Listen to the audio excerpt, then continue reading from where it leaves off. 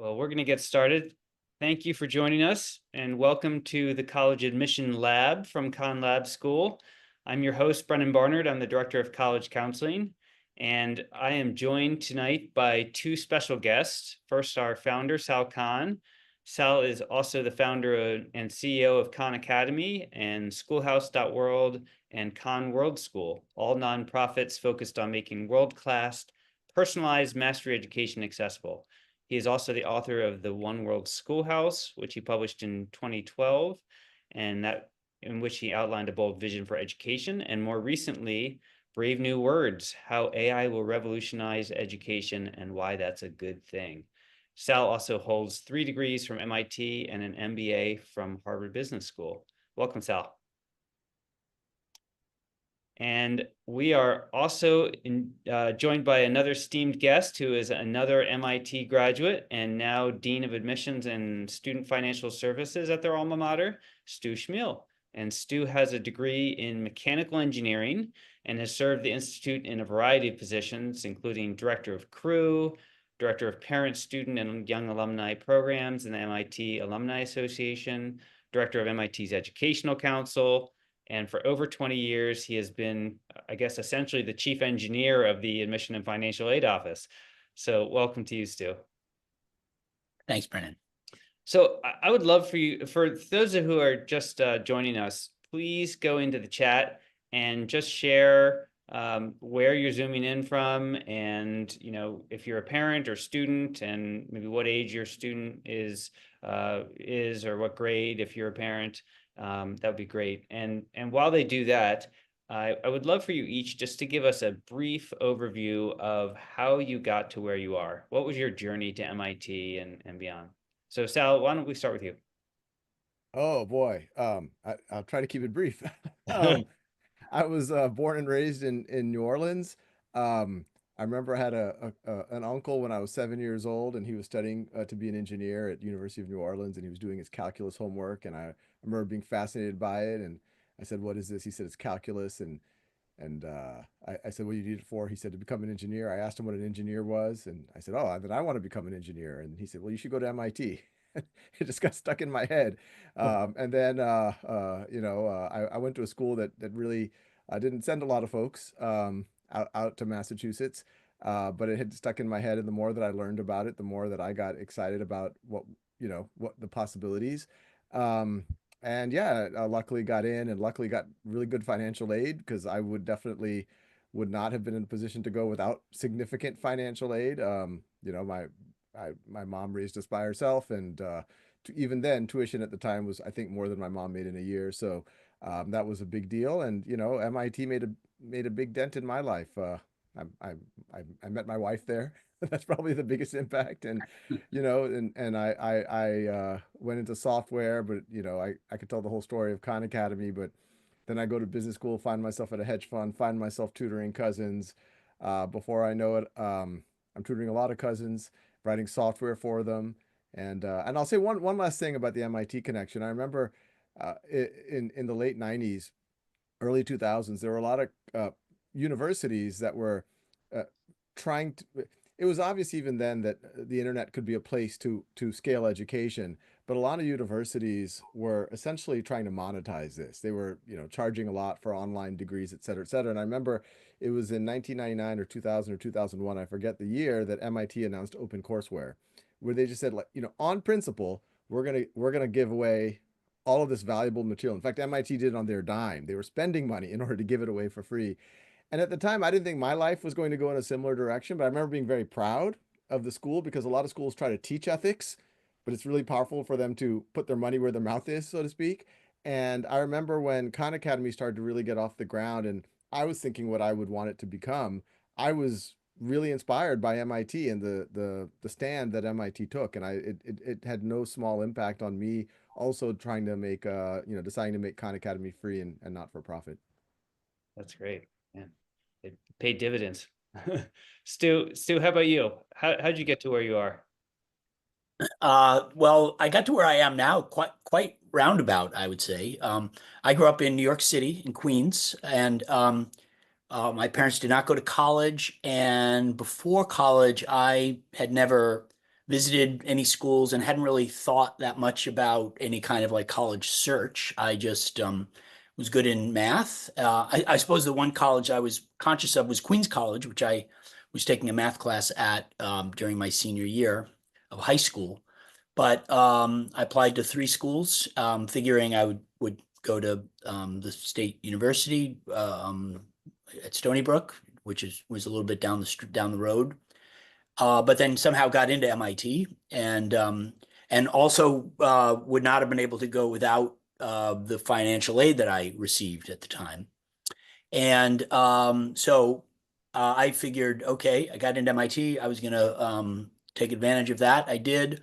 Was an engineer for a little while after graduating, and then wanted to move back to Boston. When I was in school, I had joined the rowing team, and rowing was something I had never heard of before getting to college. Didn't know anything about it.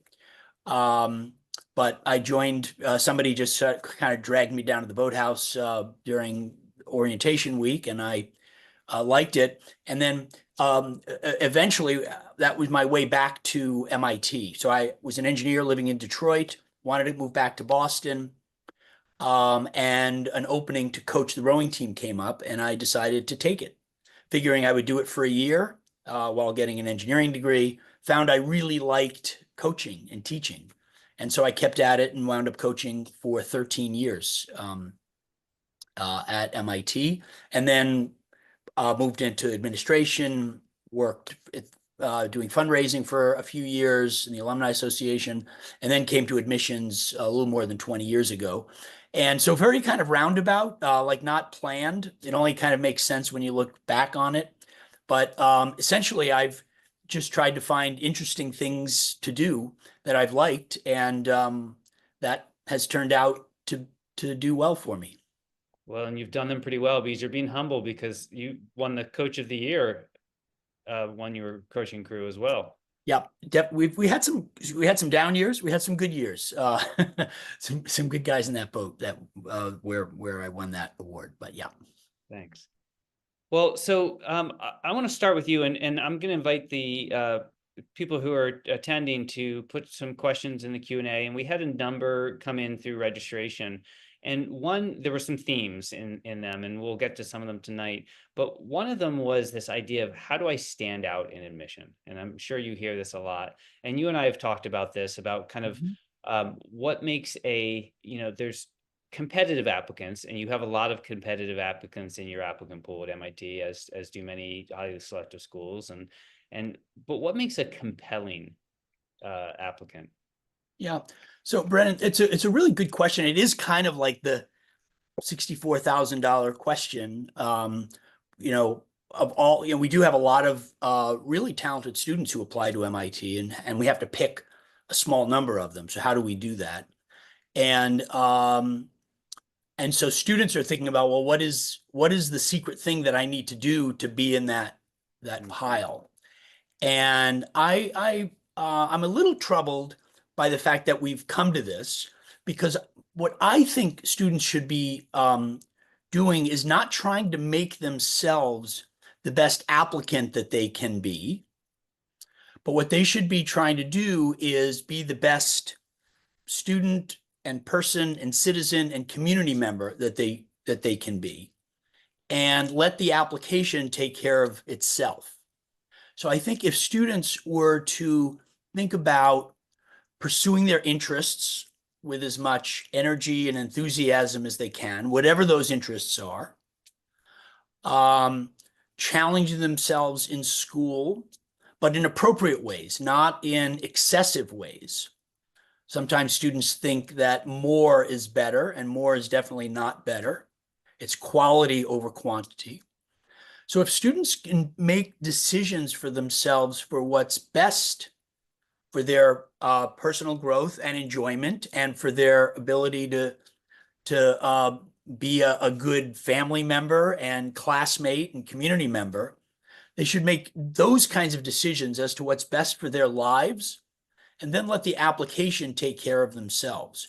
But too often students are getting that backwards, and they're trying to engineer their lives to fit what they think colleges want. and they ought to flip that and just be the best person they can be and let the application take care of itself. Naturally, they'll stand out if they're being the best person they can be. Well, Exactly. and Sal, maybe you could build on that, because I know you and I have talked about kind of this idea of pattern matching, and it kind of directly relates to what Stu is saying. And you've cautioned against that. Can you talk a little bit about what pattern matching is, and why, why students should be aware? Yeah, and I'll actually start with exactly where Stu left off. And I'll kind of take a step above. Like, the end all and be all in life is not to get into some university that you might have heard of, or you saw it on some rank on some magazine or something like that. The end all and be all in life is to be a happy person with purpose and actualized in the ways that you care. And if you do what Stu is saying, where you're just trying to be the best person you can be, work on yourself academically, go out there into the world, help others, etc., no matter, it's kind of like where you go to college. It's kind of like, oh, okay, and you went to college there, but you're going to be on track. Something we tell a lot of the students is, there's no right decision. You just have to make the decision right, and you're much more likely to make the decision right if you are someone that, no matter what context you're in, you're always just trying to make the best of it. You're going to be pretty well off. And you see the opposite is, if you get very attached to a certain outcome, there's two things that might happen. One, that outcome might not happen, and so you're pretty much ensuring some type of suffering in a future state. As Buddha says, attachment is the cause of all suffering. But even if you get the thing that you wanted, you might realize that that is not the end all and be all. And then you go and you say, now what? And you do see this with a lot of students who've put every ounce of their being in trying to design this perfect application, and sometimes they're successful, but they get there and they're like, now what? Now what's the meaning of life, which is, not a great place to be. And so, my for what it's worth, my advice is the same as Stu's, but it's amazing. You can tell that to people. There's a tendency, to your question, Brennan, that for people to just try to pattern match. They try to just, look at some examples of folks who've gotten into school X or school Y. Maybe they see themselves in that person in certain ways, and they say, oh, I'm just going to do exactly what that person did. And they don't they don't realize that it actually might not be those things that you're indexing on. Is they might have gotten in despite those things, despite. And I've never been an admissions reader, but I'd like to think I have empathy for folks like Stu. And I mean, you're going through tens of thousands of applications, and if everyone's kind of pattern matching to themselves, I can't imagine it. You're excited to see the 1,000th person who looks like the other 999. But I also believe that folks like Stu have a good sense of authenticity, have a good sense when someone is, putting appropriate effort into the application process, but hasn't engineered their entire life around it. Um, and I think you'll do well. But it is hard for sometimes people to break away from what they think is some type of a formula, even though the formula is oftentimes the opposite of helping you. Right. Yeah. Stu, anything to add to that? Yeah, no, I think as humans, we try to make sense of things that we don't even when we don't have enough information. So what Sal is talking about is noticing a trait or something in somebody else who got into a school that you wanted to get into. You really don't have any idea whether it was that thing or not, and unlikely for it ever to be one thing. And in fact, this is really true, is that in a college application, it's never one thing that makes or breaks the application. It's not like if you just did this one thing, then that would be it. We look at a range of things, and often it's the totality of everything that we see. And not one thing is going to sink you, and not one thing is going to make you rise in and of itself. It really and so thinking about things in those sort of discrete, if I only did this, is really not helpful. Right. And I see that a lot with college essays, right? As we're working through college essays, students just go over draft and draft and draft and this word and that word. And it's like, if I can only get this right, this will kind of seal the deal, right? And maybe, Stu, you could talk a little bit about, MIT limits the number of activities that students can report to 4, Yeah. right? Can you Yeah. talk the reasoning behind that? We did this a number of years ago. We used to have 10 spaces on our application for students to list their activities, figuring, well, students sometimes do a lot of things. And we realized that that was setting an expectation for students that they had to fill up everything on the application. And so we realized that, and we reduced the number to 4, which even, we actually had internal discussions if we should limit it to 3, but ultimately we decided to pick 4. And, it gets to what I had said earlier about it not being about quantity, but about being quality. And too often I see students trying to do everything Mm, and doing too much. And whether that's in their activities or it's the number of advanced classes that they're taking, just too many, stretching themselves cognitively too thin, which is not a recipe for success. Being able to kind of focus a little bit more is actually a way to ensure quality. And you can't do that if you have a million things going on, or it's very hard to do that. yeah. So we decided to limit the number of activities to send that message. We only care about the few things that you care about. One question I often ask students when they're thinking about activities or classes, and I'll say, if you were not allowed to write about this on your college application, would you still do it? Mm, And if the answer is no, you're only doing it because you want to be able to put it on your college, then I would say, don't do it. right. Yeah, I mean, I often get that question, should I volunteer? The answer is yes, of course you should Yeah. volunteer. Should you volunteer just because it's going to get you into college? No, right? But you should do it because it is part of being a citizen and being a good community member, and that might stand out to colleges that you care about other people and the common good, but not as a means to an end. Yeah. So Sal, to that point, there are a lot of questions from folks about, and there's one here about like, how does a student beyond schoolwork, how do they find opportunities to be meaningfully involved? How do they find opportunities? And any thoughts for students who are thinking about like, okay, outside my academic work, what can I do and how can I engage? Yeah, there's more opportunity than most folks realize, especially if you start getting out of the lane of the pattern matching that we had just talked about. I mean, most schools there are volunteer organizations, et cetera, et cetera. To Stu's point, I think rather than being like the um, you know, some member of multiple groups, if you really are into one or two of them, or those are where you can focus and volunteer and do things that way, try to start things, look at the problems of the world and at least try to solve them. I don't think any college admissions officer would expect that you solve the problems of the world, but maybe you make a dent. Maybe you make a really great effort, and maybe you fall flat on your face, which by the way would make for great essays. Not that that's not the reason why you should do it. But there are real it's we could list so many things to solve. And it's interesting. I've been giving talks at universities lately, and people can get very cynical and down on the world. And look, there's things that they might find as not optimal in the world.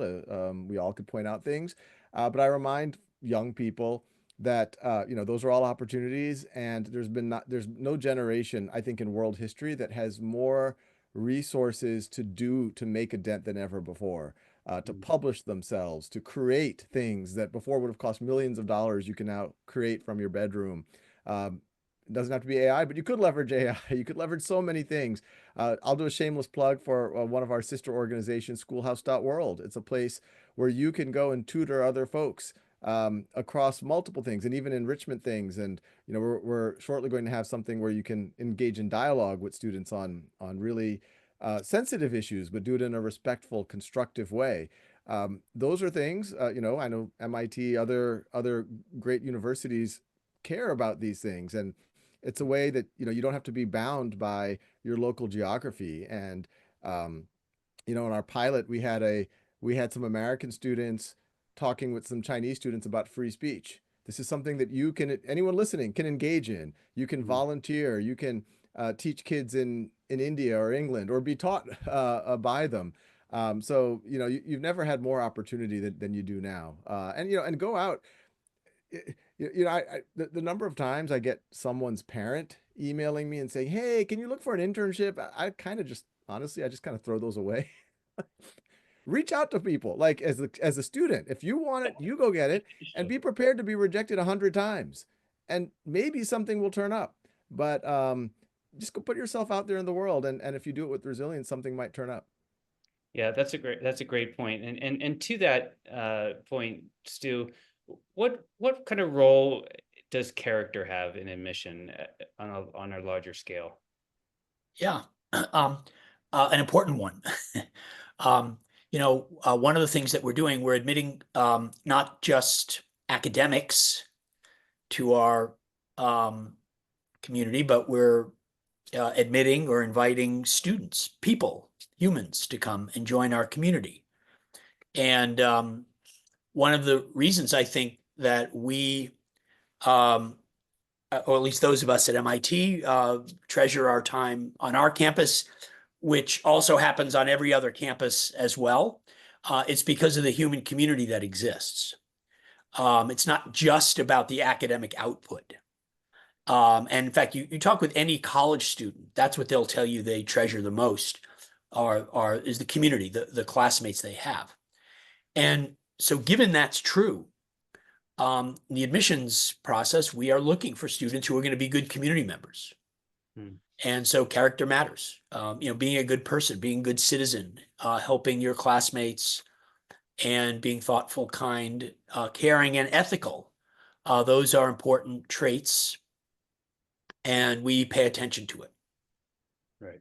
Yeah, thanks. And this kind of over focus on just achievement at all costs and not considering those is harming people, right? I mean, it's harming people in the application process, it's harming society, it's harming individuals' own growth. So Yep. and Sal, kind of shifting gears here for a second, because another huge question, as you can imagine, that came in through the registration, and we can maybe have both you talk about this, but kind of the potential impact of AI on admission. And I know you wrote about this a bit in your book, but can you talk just about how you see it potentially changing admission and what you'd like to see, how you'd like to see it changing, maybe? Yeah, and I'm actually curious about what Stu thinks because he's in the middle of it. And I did talk to Stu about this many months ago when all of this was emerging. But y- you know, I, I, I there's a huge gray area of folks getting support as they go through these application processes. I think most of us think it's healthy if you write an essay, or well, you could even brainstorm what you might write about with knowledgeable folks, guidance counselors, parents, uncles, whatever, aunts, older siblings, even have these well-wishers take a look at your essay, give you feedback, et cetera, et cetera. But we also know that I think, especially a lot of upper middle class affluent families, they sometimes will hire folks, and that might be okay too, to consult a little bit, give you a little bit of feedback if the family doesn't have the knowledge of how to navigate the process. But it starts to get into I think a very, I want to say, shady gray area very, very, very fast.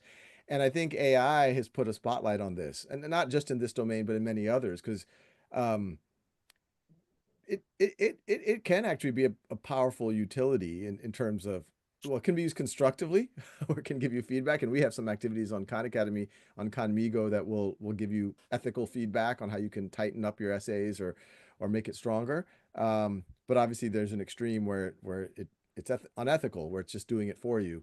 Um, I'm personally, this is one of the things I'm curious about, Stu, is like, how confident are y'all that you can tell that, or how confident are you, can you tell it even before AI, when people had human intelligences sometimes going too far? And then, um, my hope is that whether it's in college admissions or assessment generally, college admissions is a form of screen, filter, assessment, however you want to view it, that AI can actually broaden the aperture of what you could look at, things like SAT scores, grades, AP, like those are important. They measure one dimension, but you could imagine in the future, you could have an AI, and we'd have to be very careful about bias, et cetera, et cetera. But once again, an AI might not be perfectly unbiased, but I think they'll be less biased than your average human being, um, where maybe it can assess your communication skills, your creativity. It can walk you through a simulation, in way, and get a signal. So I'm hopeful, not just for college admissions, that we could have signals like that even for the workforce or any other type of assessment. And yeah, I'm curious. I can imagine the college admissions offices when they have to go through tens of thousands of applications. I know some are already using AI so that they don't miss some interesting applications that they might have looked up, because I don't know how much time Stu spends on, or his team spends on each application, but I'm sure it can't be hours on end on everyone. So maybe it can help avoid some false negatives. Maybe it can help keep the human beings, where all have our moods, we have our good days and bad days, making sure that we're evaluating the students, as objectively as possible. Um, but yeah, that's the hope. I don't know, Stu. I'm curious what you think. Yeah, as you Yeah, actually, I agree with all you've said. As far as students using it for help with their essays, and actually you hit it right on the head. I mean, even before AI, this was happening. It's just that now a broader range of students have someone or something that they can go to get some advice. And um, I think we can generally tell when essays get overproduced. And it actually doesn't serve the student well because, again, we're looking for the human element here, and you don't want to polish that off. And AI is not yet that good at writing that well or that authentically. It's going to write in a relatively rounded way. So I'm not sure I would quite trust it yet with my essays, but it could help as a little back and forth or a check or ways to give advice. So I think that's true. As far as using it in the admission process for admissions officers, I think there's the potential for there to be some benefits. I don't think we're quite there yet, and there still are a few barriers yet. Number one, um, you have to be careful about bias and being able to tell when that bias is occurring, which is that's a little trickier. In other words, you don't want to just blindly follow what you're getting back from these systems. It's also it matters what you're feeding these systems and what you're matching it up to what, like, say, the ground truth is, right? What you're trying to actually measure. And we don't yet have all of those things um, quite square in terms of application review. Maybe in the future we'll get there in some way. There can be other administrative functions for AI that can help staff. As it is right now, we're not using it all in our actual selection process. We still have humans doing it. It is an enormous undertaking. We spend as much time as we need to try to get a thorough view of every application, and that's why I've got staff. I've got a large staff that works pretty much round the clock from late October through mid-December, and then again in January through mid-March, cranking things out. It's what I was doing all day today. We'll probably do again after we get off the call later. But there is potential, I think.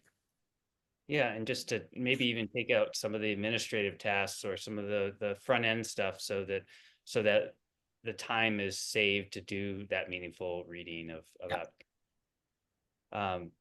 So we have a number of questions coming in, as you might have anticipated, about testing and about APs and SATs and what the role is in admission. I mean, so as you probably know, Khan Lab School doesn't teach APs. Some of our students take APs, but could you talk about a little about kind of course program rigor, the role of APs and other testing?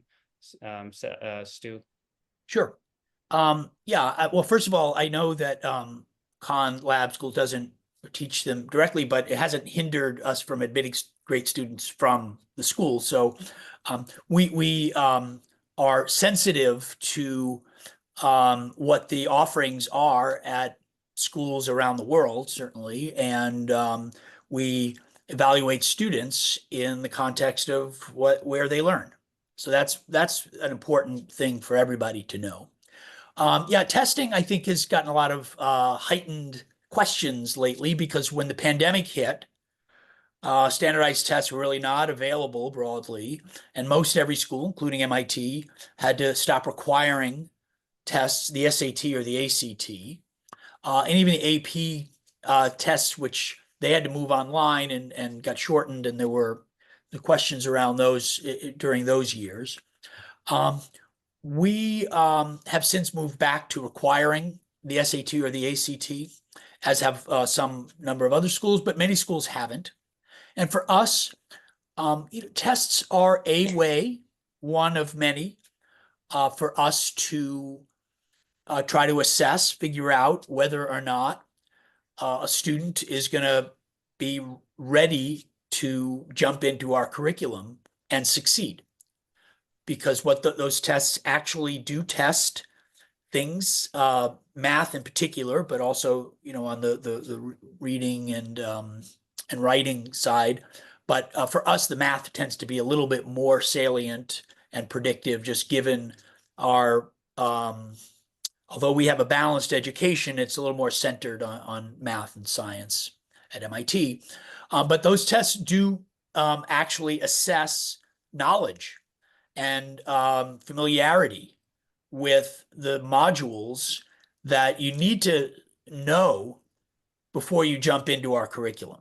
So a lot of the trigonometry, the pre-calculus, if you don't have command of those fundamentals, succeeding in calculus and beyond gets tough, and especially at the pace at which we're teaching it.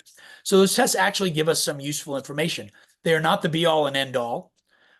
We admit students within some range. It's not as though we're ordering students based on their test scores, but we want to have some confidence that students are going to have an understanding of those fundamentals, and scoring well enough on those tests are important for us. Once we determine that students have that relevant background, then we don't use the tests to make decisions anymore.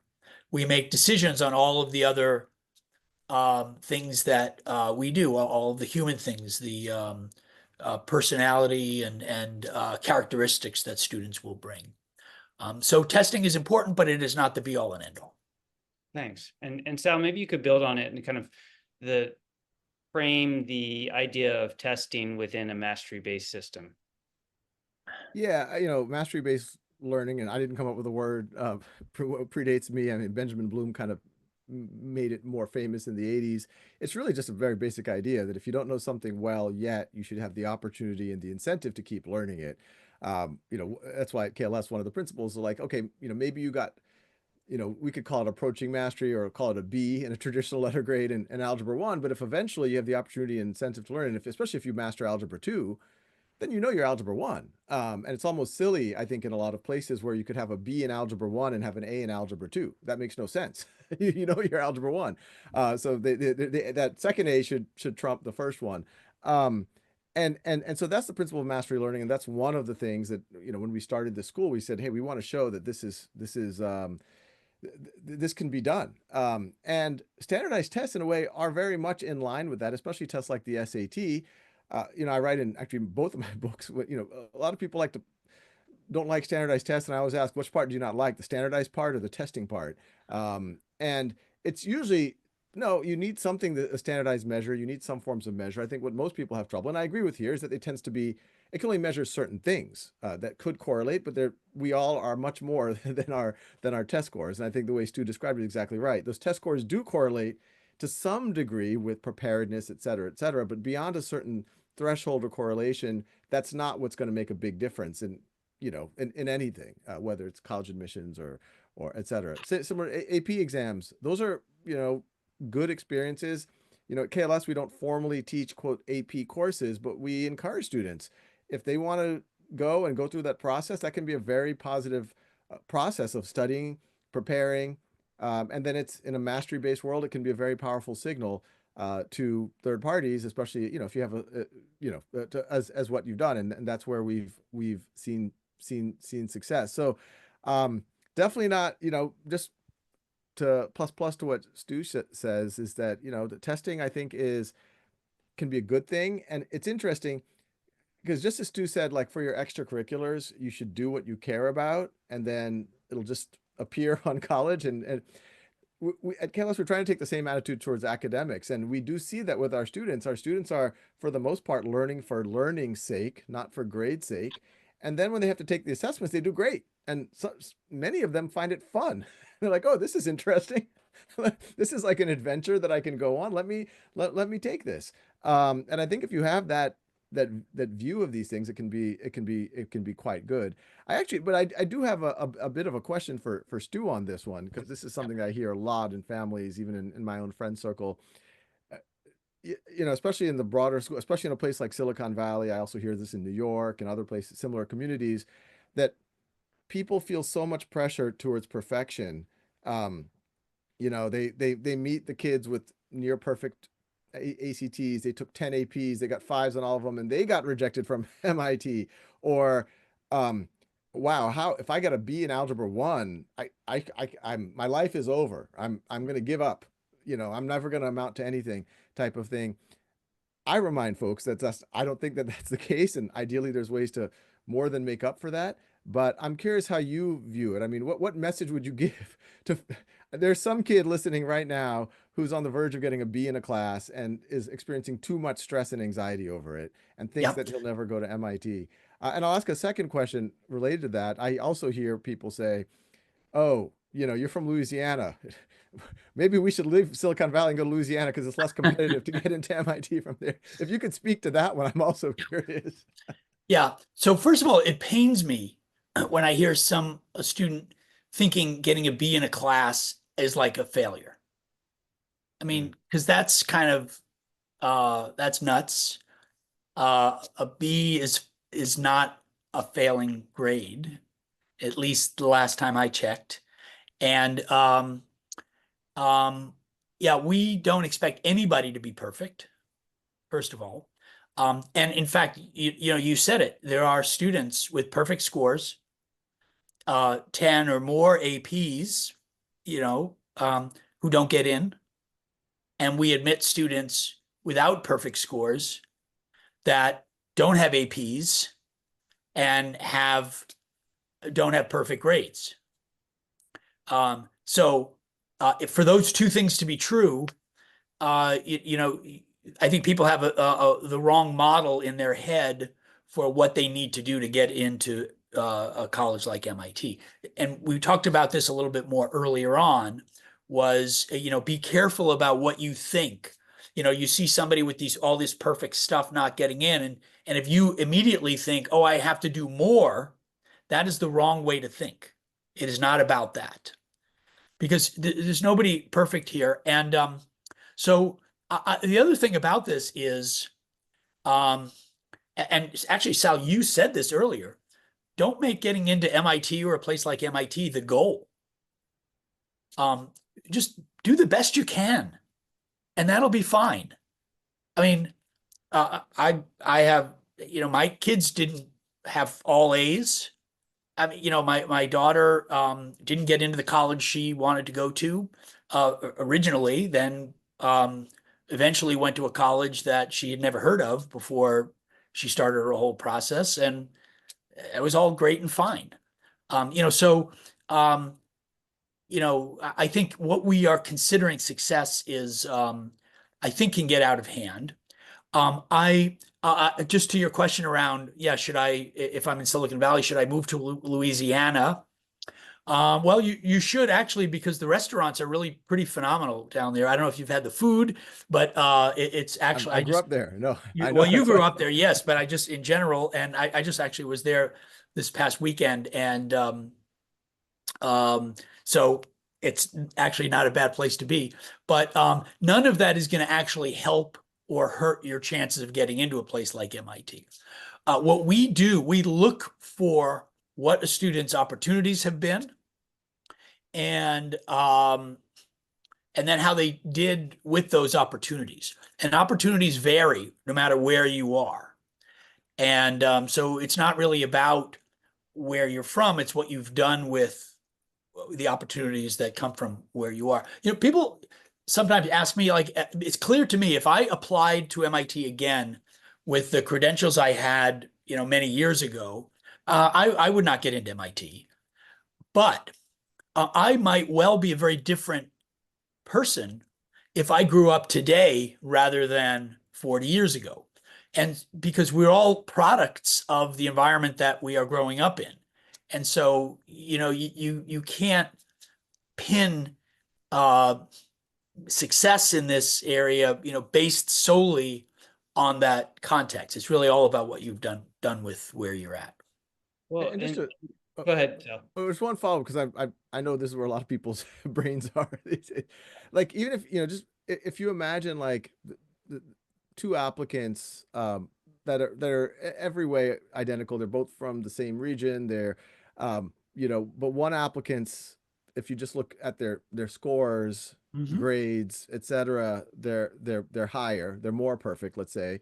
Um, but as you mentioned, you've rejected many of them in favor of what is the thing that makes you say, aha, I'm not going to take that student, there's a finite number of slots. I'm not going to take that Mhm. student. I'm going to take this other student who actually is probably, very similar in terms of background, in terms of opportunities, etc. But there's something about this one, the second one, that's more compelling to you.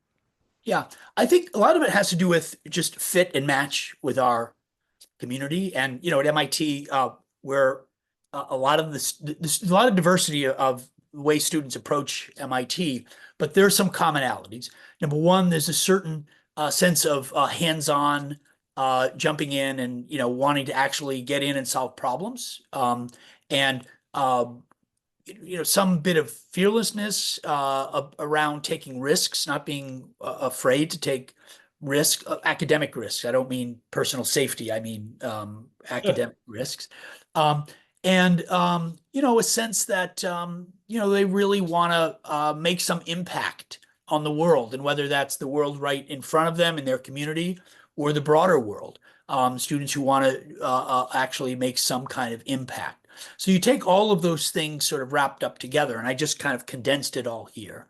Those are the ways that we're ultimately making decisions on who gets in and who doesn't. But one thing that's important is that we have many, many more applicants who fit the description I just gave than we can admit. I mean, so we are still turning away students who have done all the right things, who are a perfect match for MIT, solely because we can only admit a certain number. And we're splitting hairs in a lot of cases. So I couldn't tell you why we admitted this student and not that student. That's just the honest reality of it. Um, and so that's why I think students need to realize at the end of this whole process, you might get into the school that you're hoping for, and you might not. And if you don't, it doesn't mean there was something wrong.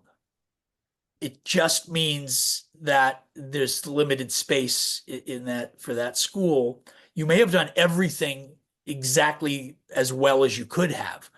And so you should just keep going in that same vein. Don't change course. It doesn't mean you haven't taken big enough risks or you haven't done. Right. And by the way, do not send Stu your videos of death defying. Yes. He was talking to intellectual risks. Yes. And Stu, maybe we can kind of talk about that a little, about you talked about the kind of the environment within which you kind of operate. And there's a question here: does it matter that a student has done Algebra 2 or pre-calculus as early as possible? How does a student who loves math but does it at a regular pace compare to someone who does these courses sooner than that?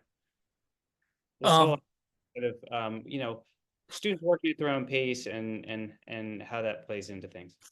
so we don't expect any kind of acceleration. For us, we do like to see students who've had calculus in high school. So that's already somewhat accelerated. I mean, you have to have had Algebra 1 in middle school, by eighth grade in order generally to get there.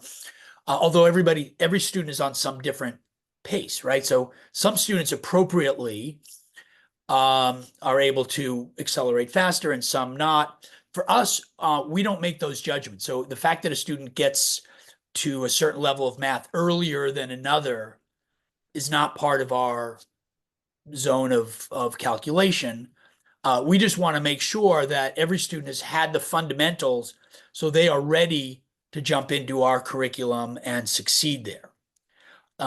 And I will say that sometimes we see students accelerating and missing certain fundamental units that they actually need later on.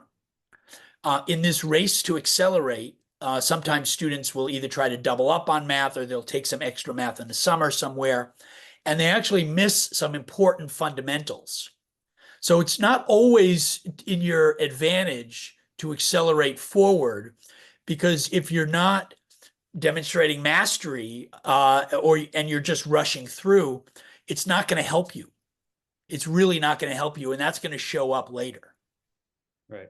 And that's the mastery piece of things, right? Like really being able, either through something like Schoolhouse or whatever it is in your community, being able to show that you've truly mastered and have a grasp of the material is key. Sal, I know we talked a little bit about this earlier, but there's a number of questions coming in about kind of how students, I guess you talked recently on a podcast about kind of passion projects and how students should be thinking about those and helping identify their passions, if you will. Yeah. So we actually, Sal, I don't know, maybe it could have been either of us maybe talking about this. Why don't we start with Sal and then we'll come. Yeah. Oh, sorry, I was muted anyway. No, and I'll actually build off of what Stu just said, because I think acceleration is an interesting thing. I 100% agree. I think acceleration for acceleration's sake, like, you know, we got a lot of years. Well, life is short, but you know, it's longer than high school, and so you have, but there are cases, and you know, we do see this at KLS, and where you do see students who accelerate, and I think the value there is, once again, it's not to impress anyone, it's not for college admissions, it's that, and I've always thought, I thought this when I was in school, and this is probably what made me gravitate towards, you know, one day making math videos and all of that, is you spend many years, you know, in a traditional progression, you spend 6, 7 years doing some form of arithmetic, then a few years of pre-algebra.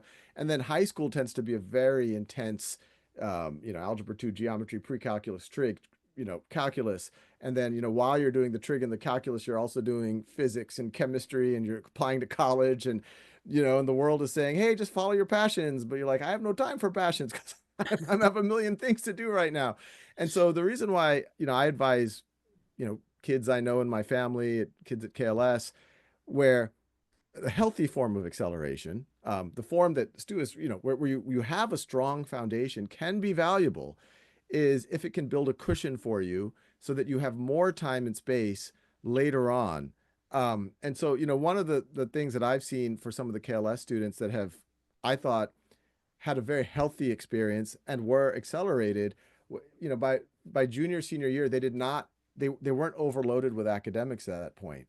They had seen a lot of academics, and so they could figure out, they had more things to say. Oh, maybe I'm interested in this. Maybe I want to go deeper in this, etc. And so, you know, but I don't want to say that's a must have either. You shouldn't artificially accelerate if it's not doing the right thing. Because 100% agree with Stu. That's only going to backfire if you spread yourself too thin and you get someplace where you know, you're just going to cause unnecessary anxiety. But if there are ways that you can that are you're keeping you, you know, you also don't want to be bored. If you know, it keeps you stimulated, the benefit is, yeah, you might be able to sample some more advanced topics. You might be able to pursue your passions. And before I talk a little bit more about passions, I will say that you know, my personal experience, we talked about at MIT. I remember being very intimidated when I first went there, because, you know, I would sit next to some kid who'd be like on the, you know, the Russian math Olympiad team and whatever. I was like, oh, I'm just from Louisiana, you know. But I was able to do some more advanced courses at University of New Orleans and Loyola University, dual enrollment, when I was in high school, and that allowed me to kind of retake those classes at MIT at a more accelerated pace, and it gave me a lot. It helped me a lot. It allowed me. I was able to, once again, since I had such a strong foundation. A place like MIT can be stressful if you don't have a strong foundation, but I didn't find it stressful because of that. So, you know, that's where these things can be useful. But if we can free up space for passions, and that's to some degree how KLS is architected, is let's, let's make sure you get a solid academic core, but let's create as much time and space for you to explore your passions. Not everyone's going to know exactly what their passion is when they're 15 or 16 years old. I didn't know what my passion was until I kind of knew, but I was in denial of it until I was about 30 years old. And so experiment, try things, take internships, um, go out there into the world when, especially in your later years of high school. And yes, I think the more time that you can free up time to do that, if you go to a school like KLS, hopefully the school can move obstacles out of your way. If you go to a more traditional school, I think that's a lot of what Stu was saying is, just don't take, you know, 6 APs at once just because you think you need to. And then that's going to squeeze out, or you're going to have to do artificial passions. Take fewer courses and focus on things that you actually care about. Try to solve real problems. And even if you fail, I think that still makes you an interesting applicant. Stu, do you want to build on that? I mean, I just agree with it. I just think finding the thing that you enjoy a lot, not everybody knows what it is. And so being able to explore is important. And yeah, I do sort of lament that oftentimes high school, maybe not at the Khan Lab School, but at a lot of places, doesn't really leave so much time for students to explore the things that they really love to do, and or find the things that they really love to do. And it's one of the reasons why we add, and in fact, the college application itself, there aren't really many spaces for that. One of the reasons a number of years ago, maybe almost 10 years ago at this point, we added creative portfolios to our application where students can actually present projects that they've worked on that are interesting to them. And, I think ultimately, I mean, you have to learn fundamentals, math and various science and reading and how to analyze a text and write about it, writing, of course. But ultimately, we work in projects. I mean, when you graduate, when you get to college, you're going to work on projects. When you graduate, that's what you do. And it's where the best learning occurs. And so to the extent that when you're in high school, you can find projects, whether they're either on your own or in clubs and in other areas. I mean, I think robotics is a great example of the kind of thing that students find a lot of community and passion around. Doesn't mean you have to do that, just to be clear. That just is one example. There are a lot of other examples.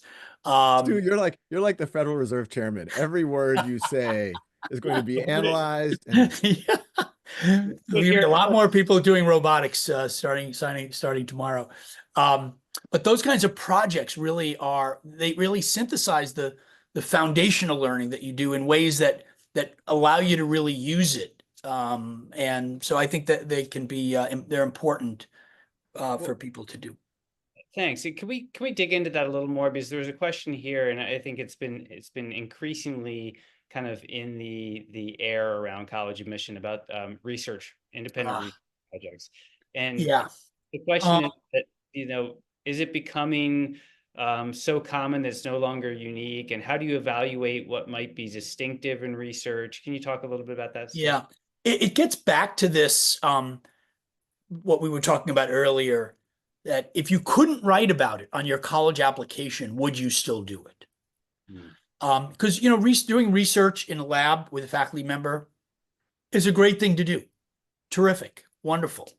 To do it in order to help you get into college, that's not the reason to do it.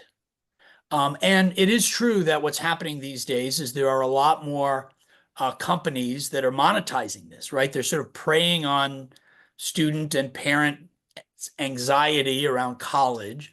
And they're saying, hey, if you pay us X number of dollars, we'll set you up with some faculty member somewhere that for an online experience, you may never even see them. And they'll, write you a letter of recommendation. That stuff is not going to help your college application. I can just tell you that right now. That is not going to. So don't do it for that reason. That said, if you research is still a good thing to do, right? So it's all about the motivation, and it's true for any activity. I get asked about very specific kinds of community service. Is it better to do this or that? Like there is no better or worse in terms of the way any student is going to spend their time, other than what follows their interest. Um, and so the question you asked about this in research it's basically the same question. What should I do to stand out, that's going to look good to admissions officers? And none of it is going to, in and of itself. It's all about what follows the interests of the students and what's going to make them grow as a student and as an individual. Thanks. And so I want to index on that a bit, and we're nearing the end of our hour here. So I'm gonna end with a question for both of you, the same question. And before I do that, I want to talk a little bit about what you were just saying, Stu. The question is going to be, so you can think about it, is what would your advice be to parents, especially parents with younger children? Because there are a number of younger parents wrote in saying, what can I do for my kid now in elementary school and middle school? So that's going to be the question. But I want to just kind of index on what Stu was just saying, because a lot of the questions we've had tonight in the Q&A and they came in during registration is like, how does MIT or how do selective colleges look at this program, like the Presidential Service Award, or how do they look at this math competition, or how do they look at this? And I think the point is that it again, to Sue's point, it's the motivation and the intent and the why behind it, and not specifically about any one program that's going to kind of again get back to that equation mentality of college admission. It's not going to be any one program that's going to make or break your admission decision. And so as you think about it, should you be involved in those things? Yes, you should be involved if it's going to be a meaningful addition to your life, right? If you're doing it for admission, then you should think twice. So as we close here, Stu, any thoughts for parents as they kind of plan forward? I do. And largely taken from the fact that I've had two daughters go through this process, the college process.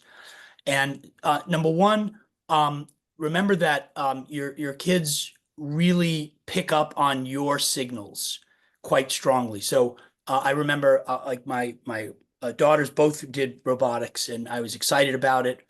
My older one, I did it all through high school, and I'm thinking, oh, this is awesome. Boy, she's going to be an engineer. I was excited. We have a shop in our garage, and we built stuff together, and it was just so much fun for me doing this. And then at one point, my wife had to come to me and tell me just to back off a little bit, because I was so excited about this, but this is not what actually she wanted to do it. But she was afraid to tell me that she didn't want to go become an engineer, because I was so excited about it. So she was afraid to kind of back off that, even though it wasn't her interest. And then ultimately she did something else, and she's been fine. But that was something that really struck me, is that they are really attuned to how we act around them. And so my two pieces of advice around the college search, and my advice for earlier than that, is just let your kids be kids. That's the main advice. Don't think of childhood as college prep. It's not. But my two pieces of advice for the college sort of process. Actually, I'm gonna add a third. Okay. The first is your child should do everything. They should, as far as interacting with colleges, they should ask all the questions. If you go on a college tour, you let them ask the questions, and let them set up all of the visits, do everything. At some point you got to take the training wheels off, and this seems like a good time to do it.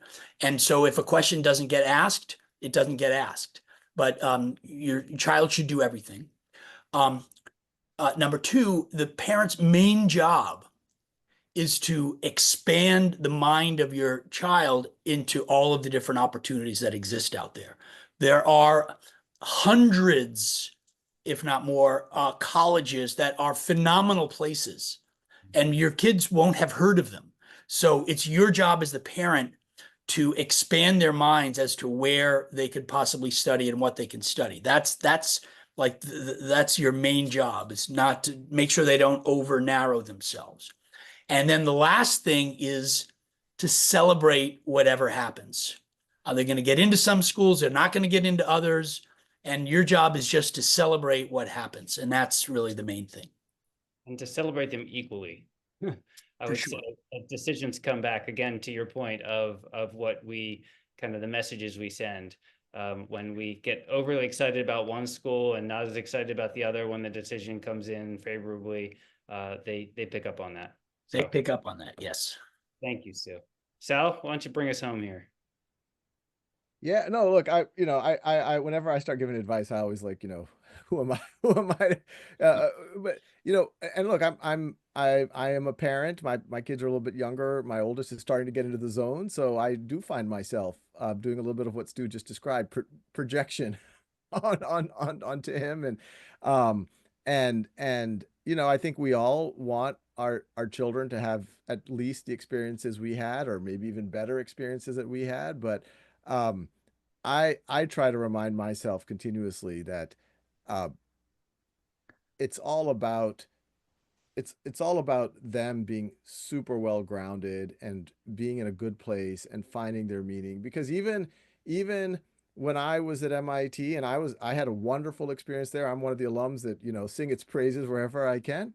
I had friends who didn't have a wonderful experience, and that wasn't unique to MIT. That's unique to that's true of every college out there. And I remember some of them probably might not have, they kind of got there and there's now what, or maybe, weren't fully prepared, not just academically, but, it could have been emotionally in some way, or, they had so much stress their whole life that it just built up and those circuits started to get really, reinforced. So I say as a parent, the best thing we can do is meditate ourselves. I discovered, I'm not joking about this. I started meditating seriously about 10 years ago, probably 15 years ago. It changed my life. And, I try to convince my kids. That's the one thing I am continuing to try to project onto them. Like, just learn to realize that all of the stuff that we humans tend to take so seriously is all kind of silly when you really think of it from a bigger perspective of time or space, and then that makes everything a little bit more interesting, and it makes everything a little bit more fun when you can take out the stress of it. I think take what we're saying. It's amazing how many people will hear exactly what we just said, and then they're just going to go back to, okay, I heard you have to take 10 APs, be in robotics, and that kid who got rejected last year had a 1590, so you need a 1600. Oh, you just got to be like, you're like, don't play that game. It's only going to increase the chances that your child will not be successful no matter where they go. So yes, let them enjoy it. And I try to remind, life is short, childhood is short, let them enjoy it. Because you do see this, and unfortunately you do see this in places like Silicon Valley, where you have parents who their whole life they were just trying to get, and maybe someday because of that focus they got to a place like Silicon Valley, whatever. But then they're projecting on the next generation, and then the next generation is just going to project on the next. And it's like, when is this family going to get a break? When are they going to? So I don't want to make light of it. I mean, it is a competitive world out there. You do need to be academically prepared. It does open doors, but it has to be in some degree of balance. And if you can balance it, and there's many places where this happens, but we've seen this a lot at KLS. This isn't not a zero-sum game. We see a lot of kids who actually are very healthy and very happy and very collaborative and do just fine, more than fine, honestly, than if you were to compare to their peers who are in kind of in a pressure cooker mindset or environment. Yeah, and they're having fun. And having fun. It's gonna be fun. Yep. Well, thank you both for spending some time with us this evening, and thanks for everyone who tuned in and the great questions. We didn't get all the questions tonight. We're going to have a number of other series of these talks with admission officers, and hope you'll join us for those, and we'll get to your questions more as time unfolds. But thanks again, and Stu, I hope you don't go back and read all night. I hope you can. Yeah, I probably won't read all night. But again, thank you all so much, and have a great night. Thank you. Thanks.